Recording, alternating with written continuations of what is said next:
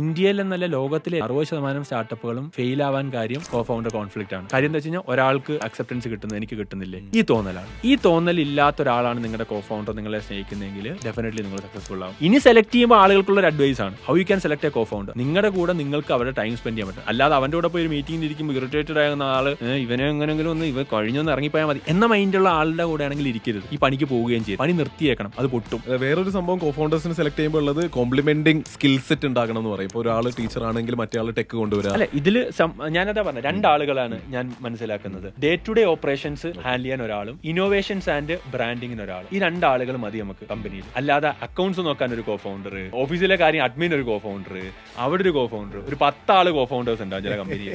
എന്നിട്ടൊരു ഡിസിഷൻ എടുക്കാൻ എന്ത് ചെയ്യൂല, ഇവർക്ക് ആർക്കും പറ്റൂല. അത് പ്രശ്നം. ഡിസിഷൻ മേക്കിംഗ് പ്രശ്നമല്ലേ? ഡിസിഷൻ മേക്കിംഗ് ഒരാളായിരിക്കണം. He should brand and he should innovate. Head ex and ബാക്കിയുള്ള compliance, day to day accounts, ഇതെല്ലാം ഹാൻഡിൽ ചെയ്യാൻ ഒരാൾ മതി. ഈ രണ്ടുപേര് മതി സത്യത്തില്.